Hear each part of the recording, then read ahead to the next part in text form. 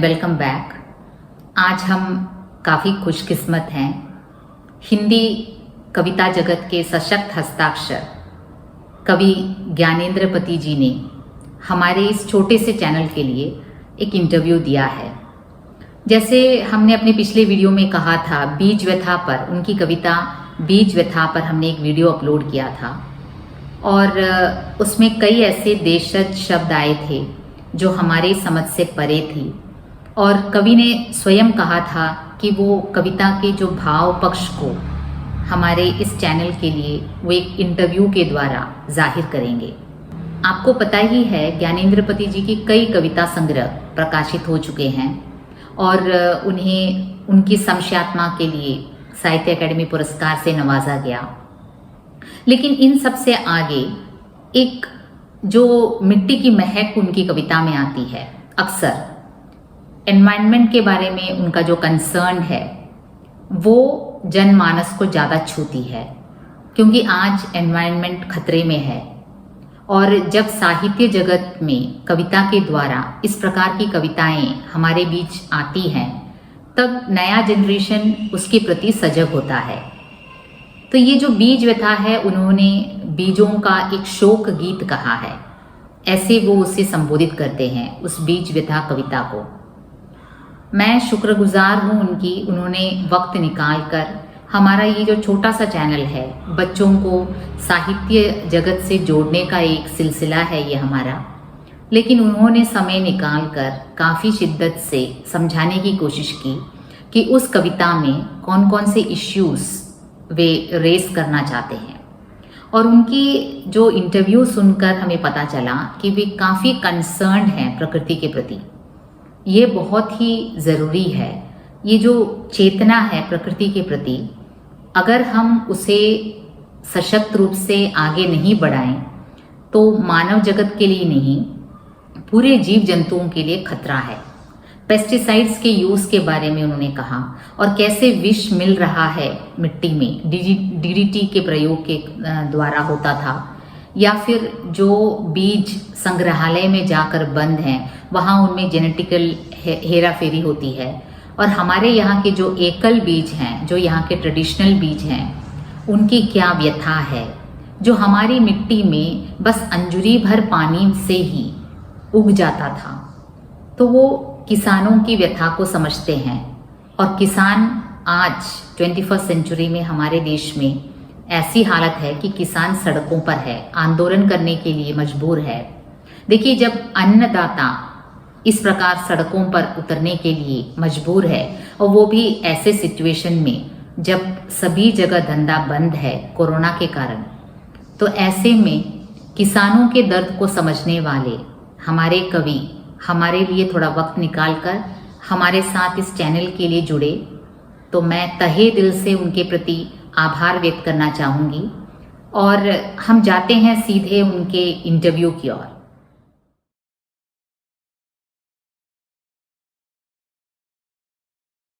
Hello. हाँ जी, hello sir, आपका हार्दिक स्वागत है हमारे चैनल में। हमारा ये जो चैनल है वो बच्चों को पढ़ाई में मदद करती है, मतलब कविताओं के अर्थ को समझाने में। तो आपकी जो बीज व्यथा है हमारे सिलेबस में है और हम आपसे सुनना चाहते हैं। आप उसमें बीज की व्यथा जानना चाहते हैं आपके मुंह से ही। जी। तो सबसे पहले तो मेरा नमस्कार स्वीकार कीजिए। मेरा नमस्कार आपको भी और आपके चैनल को सुन रहे, देख रहे तमाम लोगों को, मित्रों को, साहित्य प्रेमियों को, विद्यार्थियों को नमस्कार। सबसे पहली बात तो ये बताऊं आपको कि यह जो कविता है बीज व्यथा, यह मेरे संशयात्मा नाम के संग्रह से ली गई है और संशयात्मा का प्रकाशन 2004 में हुआ था। उसको साहित्य अकादमी का एक पुरस्कार भी मिला था जो कि 2006 के लिए था।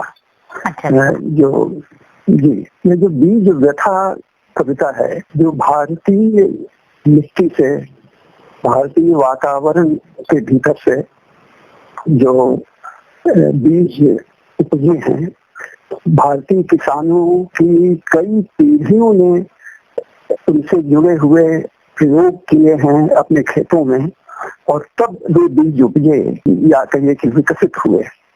क्योंकि बीजों के भी विकास का एक इतिहास होता है, और अपने खेतों को ही व्यावहारिक प्रयोगशाला बनाते हुए भारतीय किसानों ने इन बीजों को तैयार किया। उन्हें एकल बीज कहा गया है मेरी कविता में, और ऐसे भी अन्यत्र भी उन बीजों को एकल बीज कहा जाता है, क्योंकि वे ऐसे बीज हैं जो कि संकर बीज नहीं हैं, यानी बीजों को परस्पर मिश्रित करके वे नहीं तैयार किए गए हैं, जैसा कि कृषि प्रयोगशालाओं में किया जाता है विश्वविद्यालयों के या कि ऐसे संस्थानों के, या जो बीज निर्माता कंपनियां हैं जो कि इस अपनी प्रयोगशालाओं में इस संकर बीज तैयार करती है।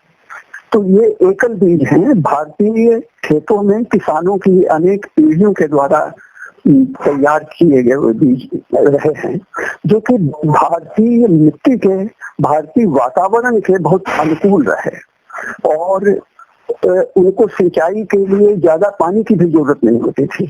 क्योंकि आप जानती होंगी कि हमारे यहाँ दो पद बहुत महत्वपूर्ण हैं खेतों को लेकर। एक ये कि जैसे जो खेतों की जो जमीन है, उनमें से कुछ जमीन को ये कहा जाता है नदी मातृक। नदी मातृक जमीन का अर्थ हुआ ये कि किसी नदी से वो जमीन सिंचित हो रही है। अच्छा, कोई नदी बगल से गुजर रही है, कोई नदी बगल से गुजर रही है, तो वहाँ पानी की उपलब्धता है, प्रचुरता है पानी की, और उस नदी से नहर निकाल कर या कि उस नदी से सीधे पानी उलीच कर लेकर खेतों को सींचा जा रहा है।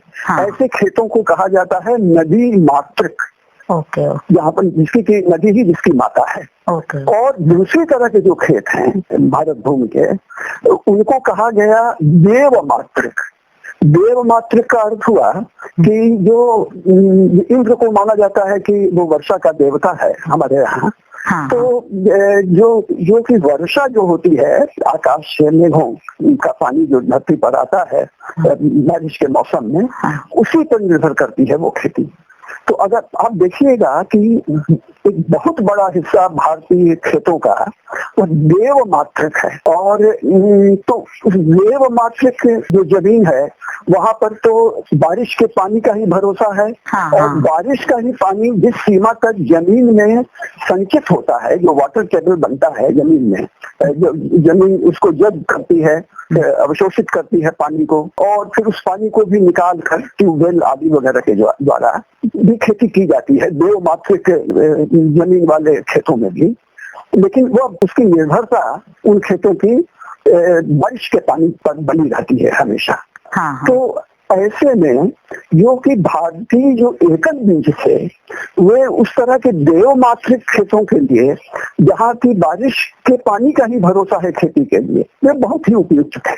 अच्छा। लेकिन जबकि कहीं की ग्रीन रिवॉल्यूशन जिसे कहते हैं, जो हरित क्रांति शुरू हुई, और उसने तरह की खाद्य सुरक्षा भी दी भारत को, इसमें कोई शक नहीं है। और वो एक उस समय के हिसाब से एक जरूरी पहल भी थी। बहुत बड़े बड़े बांध बनाए गए, भाखड़ा नंगल जैसा बांध, और उसने पंजाब और हरियाणा में एक कृषि क्रांति विशेषकर पैदा की। और वहां पर बहुत छोटे प्रदेश हैं पंजाब और हरियाणा, लेकिन उपज के लिहाज से देखें तो भारत में सबसे अधिक उपजाऊ प्रदेश के रूप में गेहूं और चावल के लिए भी अब तो उनकी गिनती कर सकते हैं, या वो प्रथम स्थान पर है। तो और अभी आप देखिए कि और वहां पर कृषि मंडियों के द्वारा जैसे अनाज की खरीद खेतों में उपजे हुए अनाज की खरीद के लिए एक व्यवस्था बनाई गई। और इसीलिए आप देखिएगा कि अभी जो किसानों का जो आंदोलन चल रहा है पंजाब और हरियाणा ही में चल रहा है जी, लेकिन वहाँ की कृषि मंडियों के द्वारा मिनिमम सपोर्ट प्राइस या जो है न्यूनतम समर्थन मूल्य देकर तमाम अनाज की, विशेषकर गेहूं और चावल की खरीद की जाती रही है हमेशा। लेकिन दूसरे प्रदेशों में ऐसी व्यवस्था इतनी सुचारू नहीं बनाई जा सकी है। और बिहार में तो मंडी समिति है ही नहीं। अच्छा। और वो कभी थी तो उसको ट्रैक कर दिया गया। अब किसान जो है अपतंत्र है, अब अपनी उपज को किसी को भी बेचे। अच्छा। सरकार उसमें कोई हस्तक्षेप नहीं करती है समर्थन मूल्य देने बिहार में के मामले में। बिहार में जी।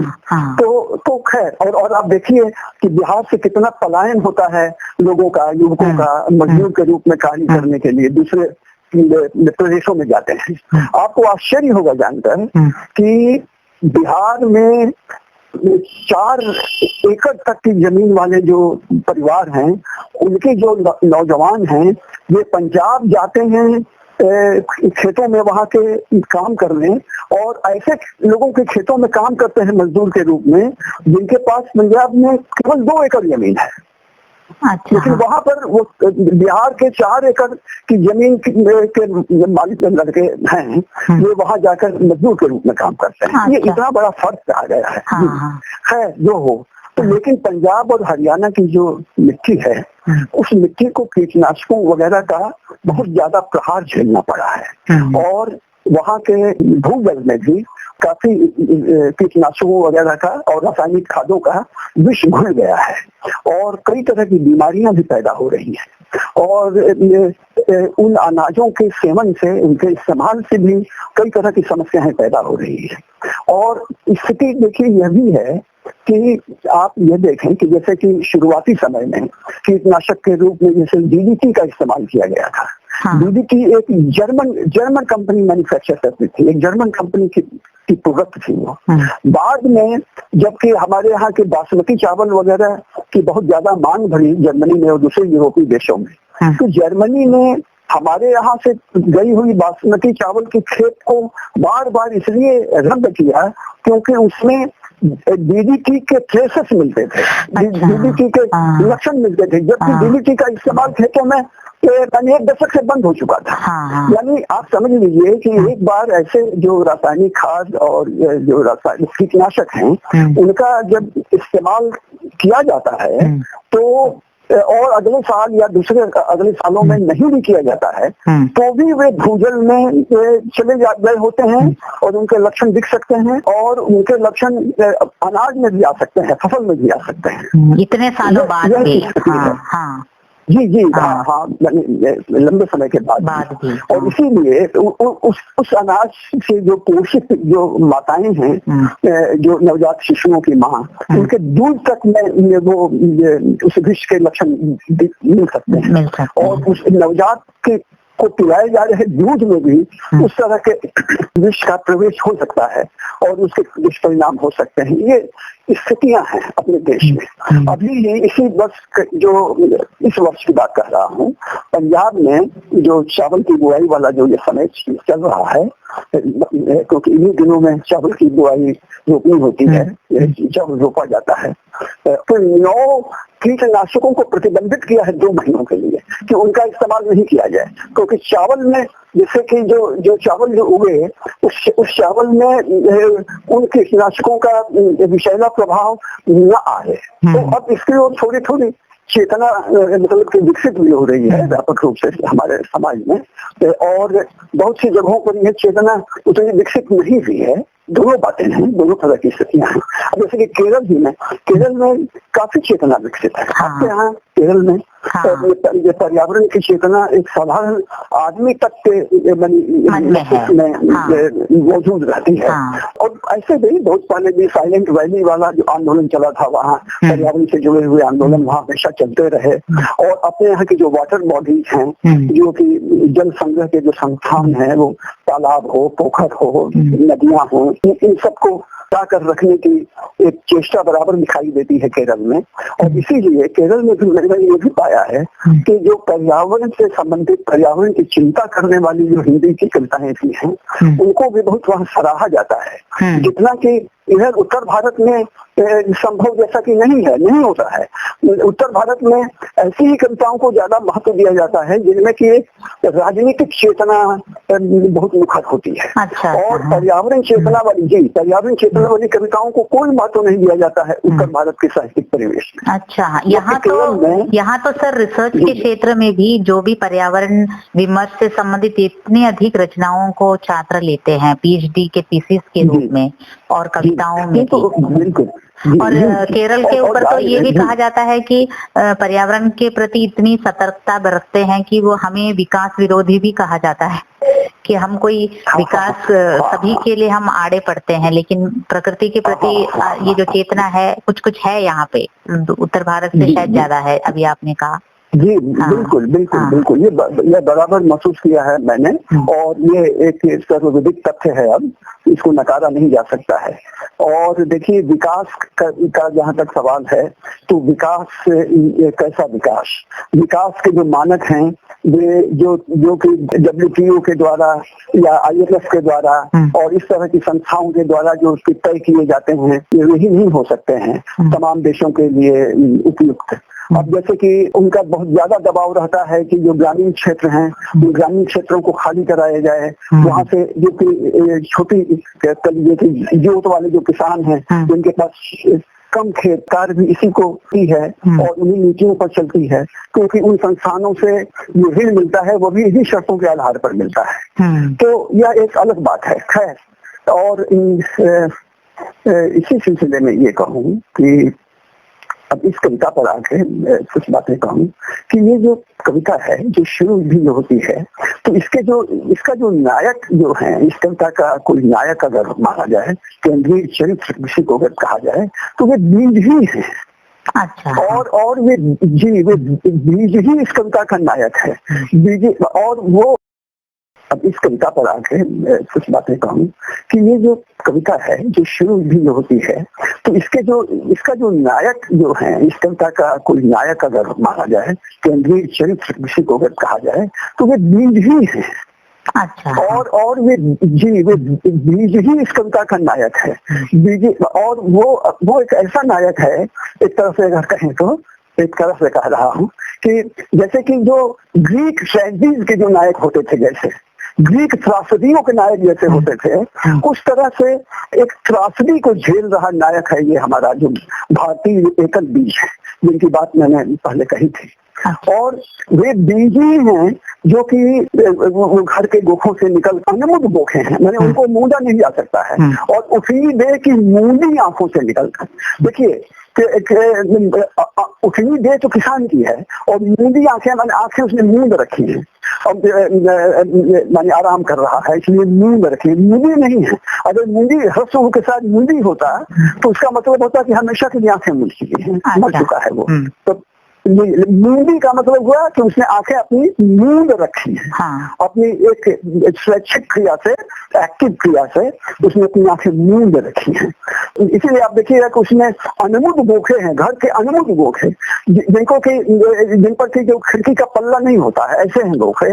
उसी दे की जो मूंदी आंखों से निकल के जो स्वप्न की तरह जो जाते हैं, वे क्या हैं? वे बीज ही हैं जो कि स्वप्न की तरह, तितलियों की तरह जो कि खेतों में, भारतीय खेतों में मंडराते हैं। और क्योंकि वे जो हैं, वे बीज वही नेक स्वप्न देखते हैं, क्योंकि बीजों को भी अपनी बुआई के लिए और फसल उगाने के लिए और अपने को और बढ़ाने के लिए, क्योंकि एक बीज जो है वो फिर अनेक बीजों को जन्म देता है, और जब वो जमीन पर उगाता है और लहलहाता है, तो और इस तरह से वो अपना आत्म प्रसार करता है। एक तरह से पूरा आत्म प्रसार केवल उसके अपने ही के लिए नहीं होता है, जाहिर है उसका तो इस्तेमाल हम लोग करते हैं, दूसरे लोग करते हैं, मानव करते हैं या दूसरे प्राणी करते हैं। तो एक स्वप्न भी वे बीज ही देखते थे, और भारतीय खेतों में वे पीली तितलियों की तरह मंडराते थे। पीली तितलियों को आपने देखा होगा खेतों वगैरह पर मंडराते हुए, ये बहुत परिचित तितलियां हैं भारत की, और भी दूसरे देशों में भी हैं ठीक इसी ऐसी ही तितलियां जो कि बिल्कुल पीले पंखों वाली होती हैं, क्योंकि वो 100 Years of Solitude जो कि मार्क्वेस का एक उपन्यास है जिस पर कि नोबेल प्राइज उन्हें मिला था, उसमें बहुत एक जगह पीली तितलियों का जिक्र है कि एक आदमी के आते ही बहुत सारी पीली तितलियां उसे घेर लेती हैं, जो जादू यथार्थवाद उसमें, मैजिकल जादू यथार्थवाद स्थिति है वो। जी तो पीली तितलियों के सिलसिले में मैंने इसको याद किया अभी। अच्छा। तो ये जो वे बीज हैं, अब उनका इस्तेमाल नहीं हो रहा है। अच्छा, अब उसमें देखिए एक पंक्ति जो आती है कि जीन संग्रहालयों में इन एकल बीजों को सुरक्षित रखा गया है, और हमारे यहाँ के भी जीन संग्रहालय में ऐसे कुछ बीज सुरक्षित हैं, लेकिन विशेषकर ये पश्चिम के जीन संग्रहालयों में सुरक्षित रखे गए हैं। जो जो बीज निर्माता जो कंपनियां हैं उनकी प्रयोगशालाओं में या कि उनके भंडारण में, जैविक भंडारण में उनको सुरक्षित रखा गया है, जिससे कि उनको परस्पर मिश्रित करके नए संकर बीज उपजाए जा सके। इसलिए इन बीजों की अहमियत तो है ही पश्चिम के लिए भी। अच्छा, और तो इस पश्चिम को वहाँ पश्चिम कहा गया है अमेरिकनता में। मूल शब्द तो पश्चिम है संस्कृत का, लेकिन पश्चिम इसलिए कहा गया है कि वो देशज शब्द कुछ रखने की चेष्टा की है मैंने, जो कि सामान्य किसान जैसे कि पश्चिम नहीं बोलेगा करना, सामान्य किसान बोलेगा तो पश्चिम बोलेगा, भारत का जो सामान्य किसान है।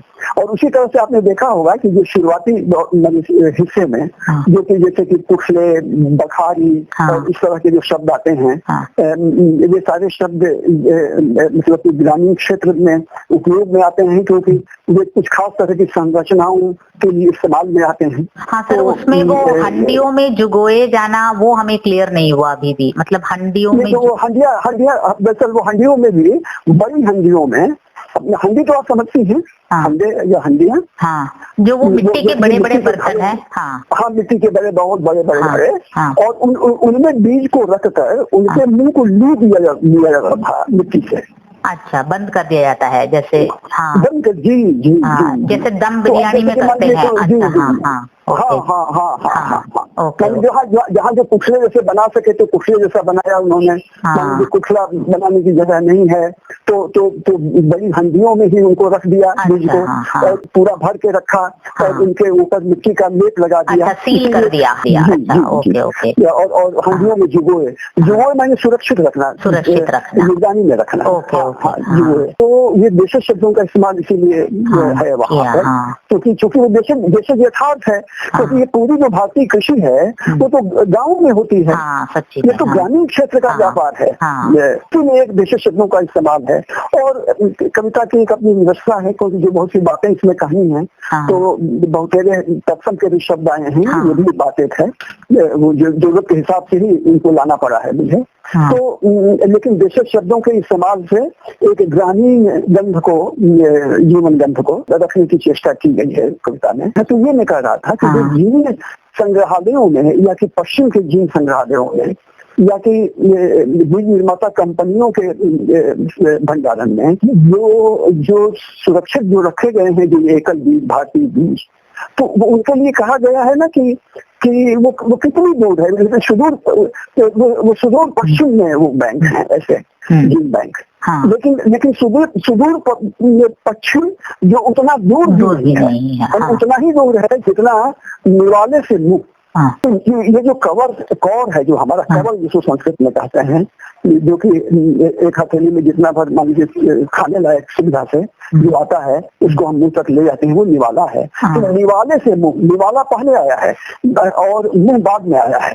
तो निवाला जो है वो भारतीय बीज है, भारतीय जीवन यथार्थ निवाला है, वो कौर है, और जो मुंह है वो पश्चिम है। तो पश्चिम ये तो मैं अभी समझी। अच्छा, निवाले से मुंह, निवाले को वहाँ बीज मानना चाहिए।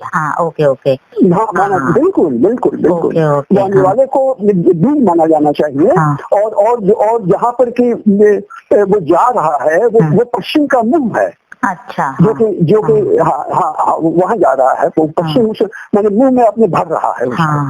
तो वहाँ उसका अंत, जैसे भोजन मुंह के अंदर जाता है तो बस उसका खत्म हो जाता है, वैसे ही बीज जब पश्चिम के संग्रहालय में जाता है तो मानो उसका जो यूनिकनेस है खत्म हो जाता है, यही मतलब।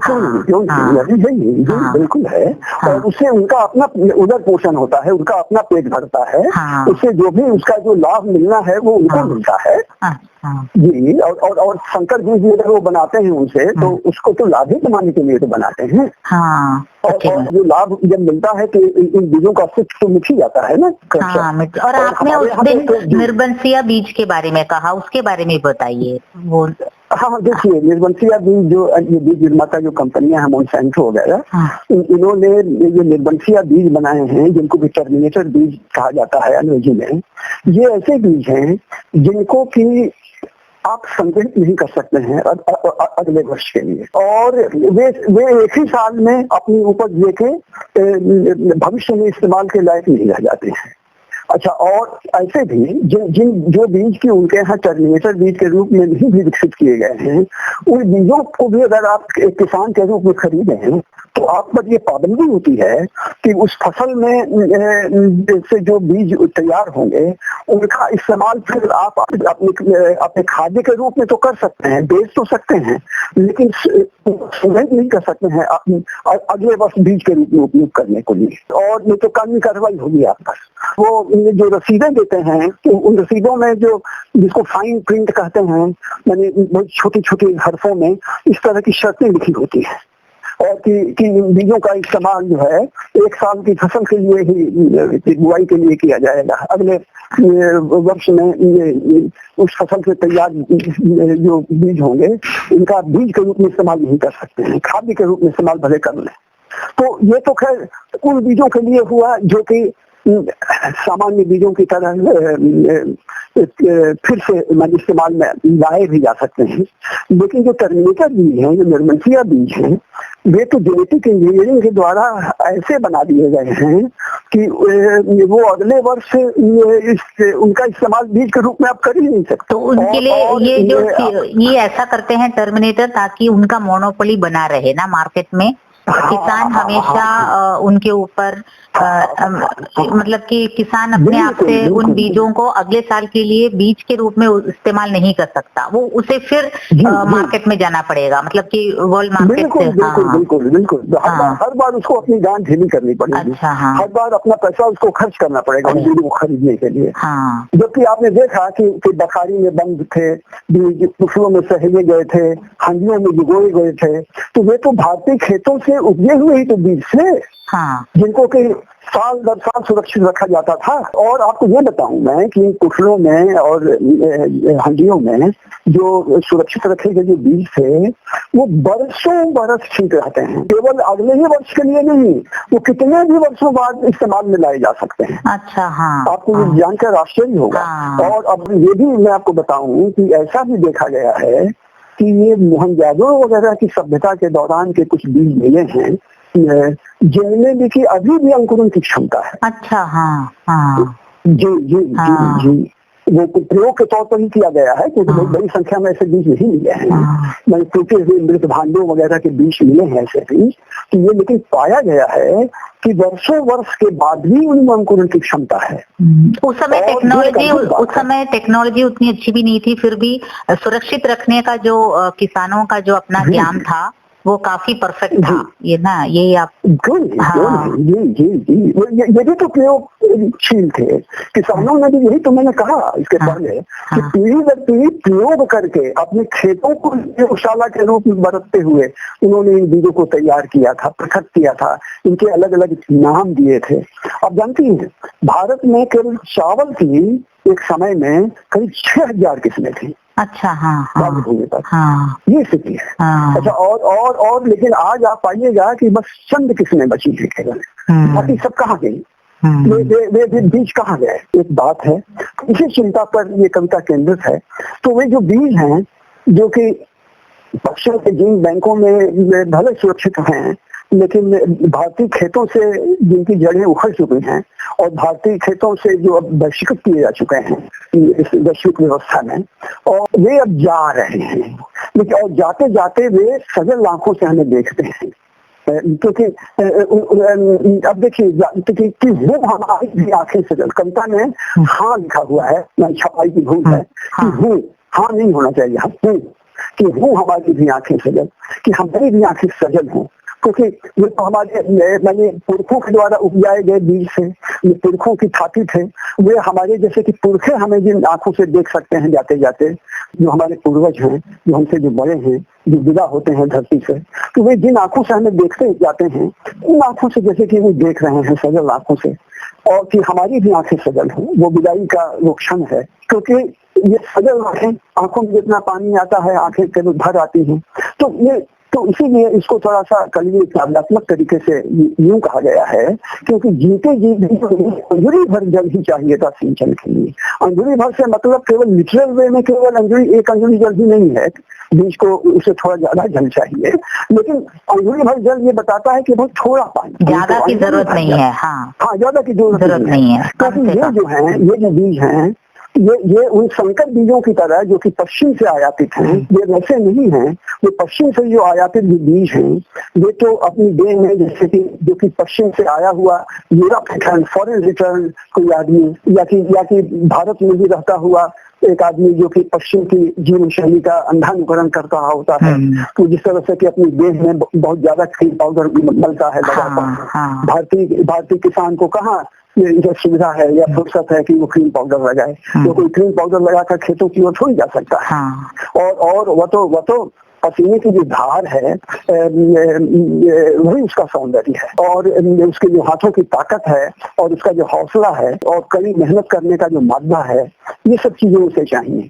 उसको सौंदर्य के उन पश्चिमी मूल्यों से क्या मतलब, और विशेषकर जो कि जिनको कि प्रोत्साहित किया जाता है खरीदने के लिए क्रीम पाउडर जैसी चीजें, जो कि बाजार जो है सौंदर्य को वर्धित करने वाली चीजों का जो बाजार है कॉस्मेटिक्स का, तो देखिए तो वो उसी तरह से जैसे कि पश्चिम से आया हुआ कोई आदमी, माने लौटा हुआ कोई भारतीय, या कि भारत में रहकर पश्चिमी जीवन शैली का अंधानुकरण करने वाला कोई व्यक्ति, या कि पश्चिम में रहने वाला कोई व्यक्ति जिस तरह से कि क्रीम पाउडर से अपने को सज्जित रखता है, उस तरह से भी जो संकर बीज जो हैं वे रासायनिक खादों और कीटनाशकों को मले रहते हैं अपनी देह पर, और वो बाथ टब में नहाते है।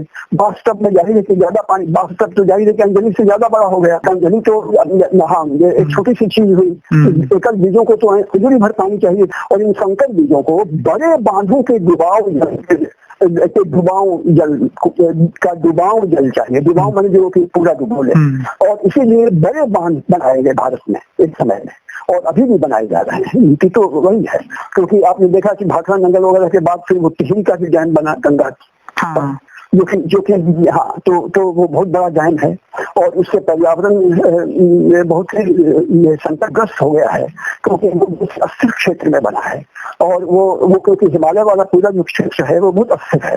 वहां पर अभी हिमालय ग्रो कर रहा पहाड़ है, एक अभी नौजवान पहाड़ है हिमालय, और जब हिमालय ऊपर की ओर बढ़ रहा होता है तो नीचे कुछ गैप बनता है, जैसे कि इसमें भूकंप की तरंगे छूट रही, जो टेक्टोनिक प्लेट्स कहते हैं, जो कहते हैं धरती के अंदर, टेक्टोनिक प्लेट्स कहते हैं। हाँ, तो टेक्टोनिक प्लेट्स जो हैं वो आपस में तब वो टकराती हैं, फिर ये भूकंप आते हैं, कल की वैसी तरंगे बनती हैं, वेव्स बनती हैं, जबकि कोई पहाड़ जो है ऊपर उठ रहा होता है। और अब जैसे कि वो झारखंड वगैरह के पहाड़ हैं, अरावली के पहाड़ हैं, ये सब पहाड़ बहुत पुराने हैं, अब इनके ग्रो करने का सवाल नहीं है। हिमालय विश्व का सबसे युवा पहाड़ है, हिमालय की उम्र अभी केवल 7 करोड़ वर्ष है। अच्छा। जबकि झारखंड के पहाड़ों को आप देखिएगा तो पाइएगा कि झारखंड के पहाड़ों की उम्र जो है वो करीब 70 करोड़ वर्ष है। अच्छा। इसीलिए वो घिस गए हैं, वो चिपटे हो गए हैं, और उनका क्षरण हो रहा है। आप मेरी कविता अगर आप देखिएगा, संशयात्मा में ही है, झारखंड के पहाड़ों का अरण्य रोदन, तो इस विषय को आप समझ सकिएगा। वो उसमें ये सब कुछ बातें मैंने कही, इन बातों का इस्तेमाल किया है उस कविता में, झारखंड के पहाड़ों का अरण्य रोदन। खैर, तो अभी हम लोग इसी कविता पर बात कर रहे हैं, बीज व्यथा पर। तो वो बात तब जो कहा गया है, बड़े बांधों के डुबाव जल को व्यक्त करने के लिए बात तब की उपमा रही गई है, और लहलहे ये जो बीज हैं जो कि जिनको कि ये बड़े बांधों का डुबाव जल, डुबाने वाला जल चाहिए, जो कि बाथटब में नहाते हैं, बड़े बांधों के जल में नहाते हैं। लहलहे माने जो बहुत लहला होते हैं, ये बहुत सघन फसल होती है उनकी, और इसमें कोई शक नहीं, इसलिए लहलहाई कहा गया है। उनके खेतों में बहुत फसल लहलहाती है, उपज ज्यादा होती है, ये सारी बातें हैं। इन बातों को भी स्वीकार किया गया है इस कविता में। लेकिन एक यह शोक गीत है, ये कविता उन बीजों के लिए शोक गीत है जो कि एकल बीज हैं, और भारतीय किसानों की कई पीढ़ियों के द्वारा कड़ी मेहनत से और बहुविध प्रयोगों के जिन्हें की हासिल किया गया था, और जिन्होंने कि अब एक समय में भारत को खाद्य सुरक्षा दी थी। और आज आप देखिएगा कि जो ऑर्गेनिक फार्मिंग की बहुत चर्चा हो रही है हाँ। आसाम में और दूसरे कई प्रदेशों में। और बहुत से लोग जो कि बहुत अमीर जो लोग हैं वे ऑर्गेनिक फार्मिंग वाली फसल ही अपने घर में इस्तेमाल कर रहे हैं। वे रासायनिक खादों और कीटनाशकों से प्रदूषित अनाज का इस्तेमाल नहीं कर रहे हैं, जो कि बड़े बड़े हमारे जो सेठ साहूकारों के जो परिवार है, ये जो इन कीटनाशकों और रासायनिक खादों के इस्तेमाल से उपजे हुए अनाज का इस्तेमाल तो हम लोग कर रहे हैं निम्न वर्ग या मध्य वर्ग के लोग। और वे लोग जो हैं, जो एलिट क्लास है, जो उच्च वर्ग जो है भारत का, वो तो ऑर्गेनिक फार्मिंग वाली फसलों का इस्तेमाल कर रहा है, उनसे उपजाए हुए अनाजों का। तो वह जो ऑर्गेनिक फार्मिंग होगी, वो ऑर्गेनिक फार्मिंग हमेशा एकल बीजों के साथ होगी, वो इन संकर बीजों के द्वारा नहीं होगी, क्योंकि उसमें जिस खाद का इस्तेमाल किया जाएगा वह पत्तियों से या गोबर से या इस तरह से कंपोस्ट, इस तरह से जो जैविक खाद का इस्तेमाल किया जाएगा, तभी ऑर्गेनिक फार्मिंग होती है। और उससे उपजा हुआ जो अनाज होता है वो स्वास्थ्य के लिए बहुत अनुकूल होता है।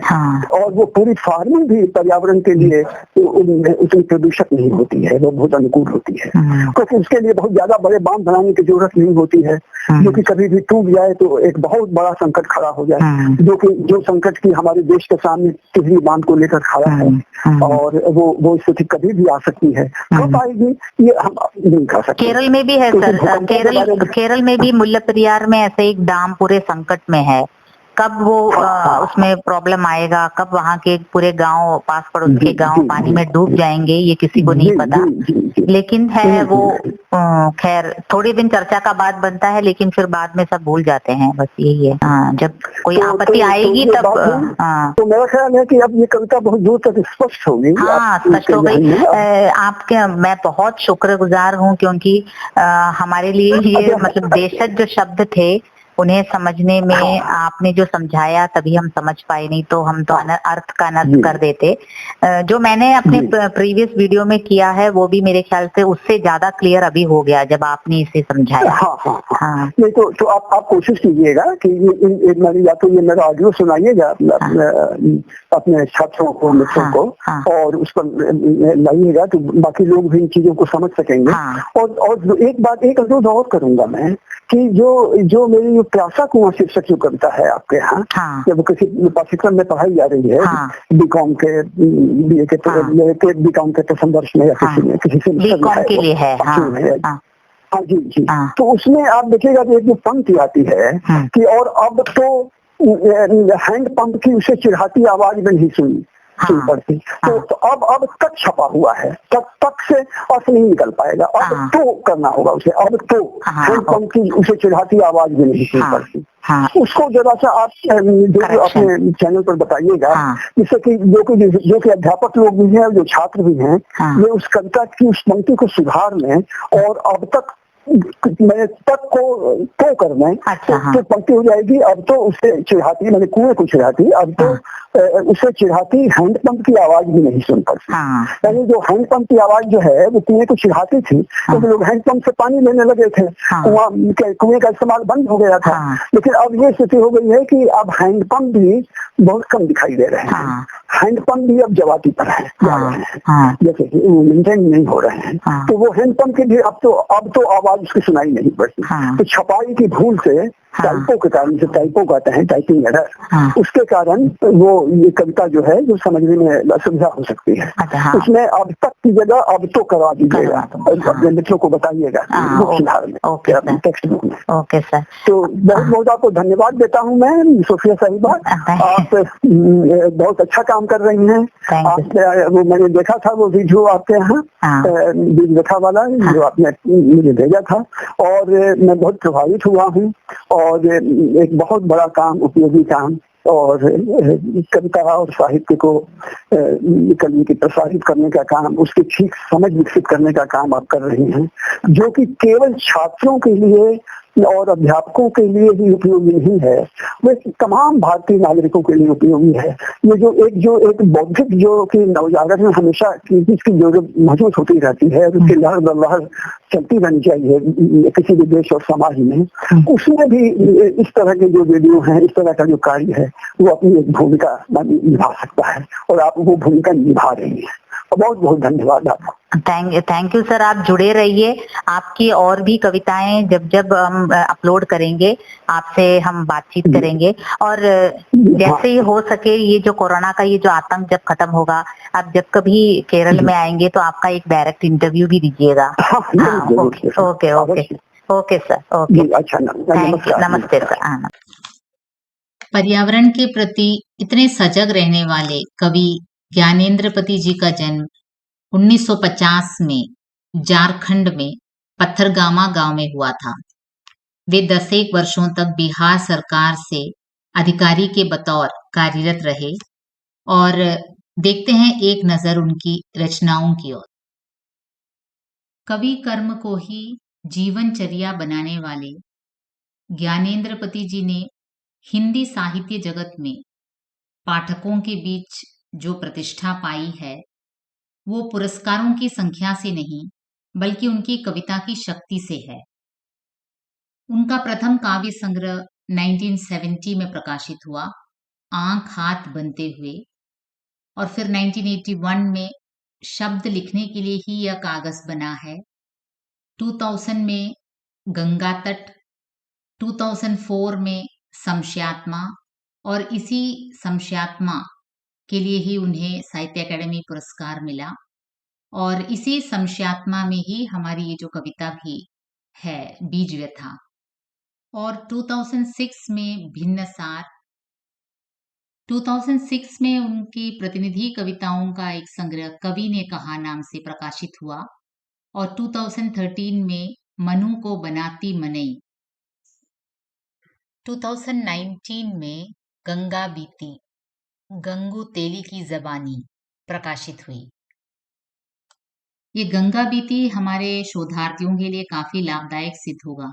मतलब जो पर्यावरण विमर्श पर कर रहे हैं, ये जो गंगा बीती है 2019 में प्रकाशित, हमारे जो श्रोतागण शोधार्थी हैं उनकी जानकारी के लिए मैं कुछ कहना चाहूंगी। ये एक तरह से गंगा की आत्मकथा है। तो आप देखेंगे 2000 में भी उन्होंने गंगा तट नाम से काव्य संग्रह प्रकाशित किया। इनकी अधिकतर कविताएं एनवायरमेंटल इश्यूज को लेकर हैं, खास करके गंगा के प्रति उनकी आस्था। ये एक तरह से गंगा की आत्मकथा है, जिसमें बनारस का एक नया संस्करण देखने को मिलता है। भगवान शंकर का धाम बनारस, उसका एक नया रूप इसमें देखने को मिलता है। इसमें गंगा नदी और नदी से जुड़ी सांस्कृतिक इतिहास पर चुनौती का स्वर है। वो आप जरूर पढ़िए, क्योंकि गंगा नदी को बचाने के तमाम उपक्रम व दावों की असलियत को गंगा खुद जानती है, और गंगा की पीड़ा के सहभागी रहने वाले कवि जानते हैं। इन दोनों से बेहतर गंगा का दुख कोई नहीं जानता। तो आज के नए भारत में जब अंधश्रद्धा अपने चरम पर है, तब ज्ञानेंद्रपति जी का यह काव्य संग्रह जरूर उन अंध भक्तों की आंखें खोलेगी। ये जो आज विज्ञान का सहारा लेकर झूठ, अफवाह, पाखंड और अंधभक्ति के नए नए प्रतिमान स्थापित हो रहे हैं, उनकी चूलें हिलने लगेंगी जब ये कविता आगे चलकर लोग पढ़ेंगे और इस अंधभक्ति की असलियत को समझकर गंगा को वास्तविक रूप से बचाने का कुछ ना कुछ तो उपक्रम निकलेगा ही। तो इसलिए आप लोग ये वाला जरूर पढ़िए। ये मैं उन शोधार्थियों के लिए कह रही हूँ। और फिर ये कविता भविता जो 2020 इसी साल उनका प्रकाशित हुआ, वो कविता पर कविता लिखी गई है, ऐसे कवि का दावा है। तो वो भी शोध के लिहाज में काफी महत्वपूर्ण रहेगा, क्योंकि कविता क्या है ये रामचंद्र शुक्ल जी ने हमें बताया है। अब देखते हैं कवि क्या कहते हैं, कविता के भीतर रहकर कविता को जानने की उनकी कोशिश है। तो ये थी उनकी काव्य रचनाएं। काव्य रचनाओं के अलावा कथेतर गद्य भी है, पढ़ते गढ़ते, और फिर एक काव्य नाटक है, एक चक्रा नगरी। और पुरस्कार एवं सम्मान की बात करें तो जैसे हमने पहले कहा 2006 में समस्यात्मा के लिए, उनके काव्य संग्रह समस्यात्मा के लिए उन्हें साहित्य अकादमी पुरस्कार से नवाजा गया। और फिर पहल सम्मान, बनारसी प्रसाद भोजपुरी सम्मान एवं शमशेर सम्मान सहित अनेक प्रतिष्ठित सम्मान से वे विभूषित हो चुके हैं।